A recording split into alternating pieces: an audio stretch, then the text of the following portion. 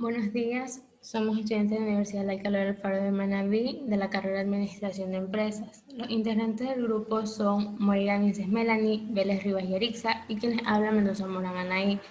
El tema a tratar el día de hoy es la teoría y estructura óptima del capital. Partiendo de la definición que da Jack en el año 2003, podemos decir que la estructura del capital estudia los recursos permanentes a largo plazo y que dentro de las finanzas el concepto de la estructura del capital es un tema de suma importancia.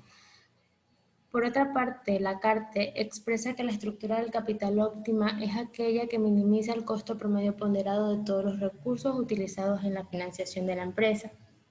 Para entender el concepto debemos saber que el costo de estos recursos va a depender de la percepción que los suministradores de dichos recursos, ya sea capital o deuda, tengan en cuenta el riesgo de los proyectos en los que se tiene pensado invertir.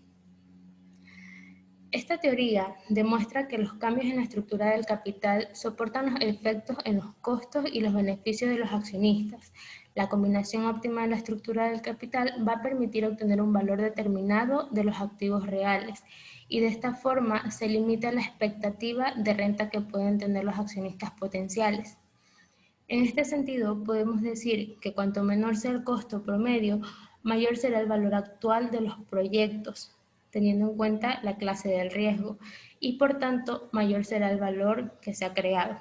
En otras palabras, podemos decir que la estructura del capital es el reflejo de las fuentes de financiación a las que acceden las empresas, definiéndola en este sentido como la relación de los recursos ajenos y propios a la empresa, que maximizan el valor de la misma para sus accionistas o para el valor del mercado de la misma. Ok, por otra parte está el costo promedio ponderado, con el cual estamos haciendo alusión al costo de las fuentes de capital que se utilizan para financiar los activos estructurales, ya sean estos permanentes o de largo plazo. De forma amplia se puede decir y se puede entender que las fuentes de capital ya son estas por deuda o por patrimonio de los accionistas. Cuando hablamos de la inversión óptima, estamos haciendo referencia, o más bien esta consiste en encontrar para cada inversor términos de rentabilidad y riesgo. A continuación, mi compañera les va a dar alguna de las teorías. Buenos días, mi nombre es Melanie Moreira y yo les voy a hablar sobre las teorías de la estructura óptima del capital. Bueno, los modelos que estudian la estructura óptima del capital se basan en lo que es la teoría de la organización industrial o las interacciones del mercado, ya que estas buscan examinar lo que es la relación entre su estructura y cómo compiten sus productos en el mercado. Es decir, la capacidad de endeudamiento que tiene relación directa con la elasticidad de la demanda. Y aquí se considera que las principales teorías de dicha estructura es la teoría del equilibrio estático, la teoría del orden jerárquico y la teoría de Modigliani y Miller. Como primera teoría tenemos lo que es la del equilibrio estático. Dentro de esta teoría se define que las empresas alcanzan su estructura de capital óptimo cuando llegan a un punto de equilibrio. Y esto solo se da cuando compensan los efectos positivos y negativos que se originan por el endeudamiento. Es decir, aquellos efectos positivos son la deducción fiscal de los intereses de la deuda y aquellos efectos negativos son los costes de bancarrota y los costes de agencia. Como segunda teoría tenemos la del orden jerárquico. En esta teoría no existe lo que es una estructura óptima de capital, sino que se da una jerarquía de preferencias en cuanto al uso de las fuentes de financiamiento por parte de la empresa. Y se da lo que es una clasificación de dichas preferencias de financiación a largo plazo. Como primer punto o algo primordial, tenemos lo que son los beneficios retenidos. Segundo punto es la deuda. Tercer punto, la deuda convertible. Cuarto punto, acciones. Y como el último punto de esta clasificación, tenemos lo que son las acciones preferentes. La última teoría es la teoría de Modigliani y Miller. Este estudio se realizó en 1958 y realizaron lo que es un estudio sobre la incidencia de la estructura de capital sobre el valor de la empresa, quedando así en dos proposiciones, la proposición 1 y la proposición 2.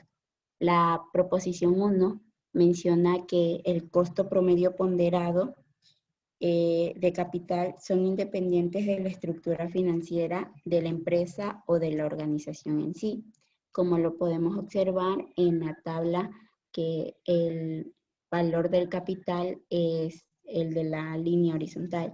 La proposición 2 menciona o plantea que la rentabilidad esperada de las acciones ordinarias de una empresa endeudada crece proporcionalmente a su grado de endeudamiento. Como podemos ver en la gráfica, las siglas WACC corresponde a lo que es el costo promedio ponderado, o sea, el capital, y el KEA, las siglas que corresponde a lo que son las acciones ordinarias. Esencialmente, estas teorías se ubican en una de las dos grandes tendencias, porque de acuerdo en sí defienden o no la existencia de una estructura óptima del capital. También se puede considerar que otra estructura de capital es la deuda y el patrimonio, y porque apoyadas en los valores de mercado y mediante prueba y error, se puede estimar lo que es la mayor riqueza de los accionistas. A continuación, mi compañera. Buenos días, mi nombre es Yarixa Vélez y a continuación le explicaré un ejemplo sobre la estructura óptima del capital. MC Industrias presentó los siguientes datos sobre su estructura de capital, ganancias por acciones y rendimiento requerido.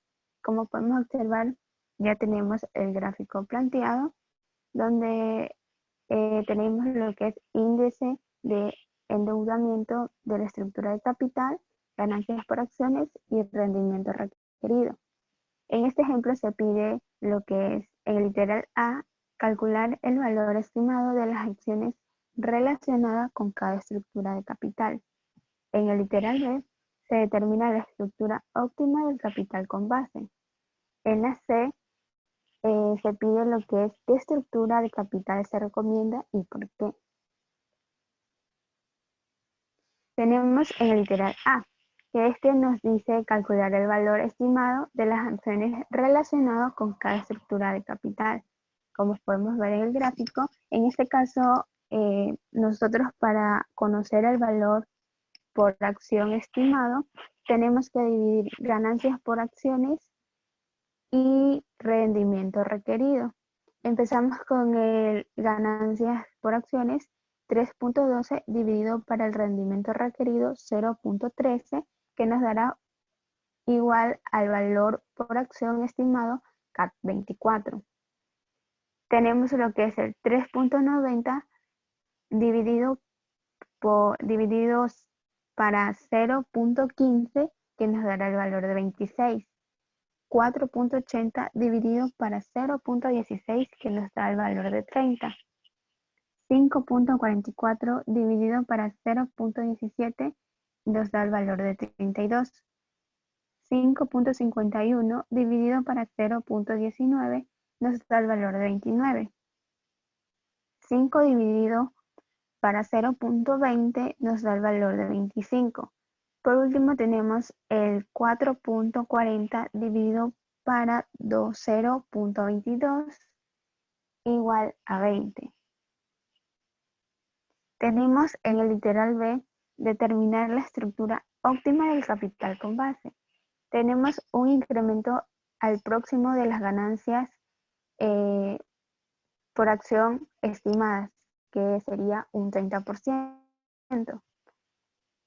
También tenemos lo que es el incremento al máximo del valor de las acciones, que este sería un 40%. Por último, tenemos en el literal C, nos indica qué estructura del capital se recomendaría y por qué. En este caso, se recomendaría el índice del endeudamiento, que es el 30%, porque esto genera un máximo valor por acción y por lo tanto está adecuada con la meta de la compañía para incrementar un máximo de riqueza en los accionistas. Gracias.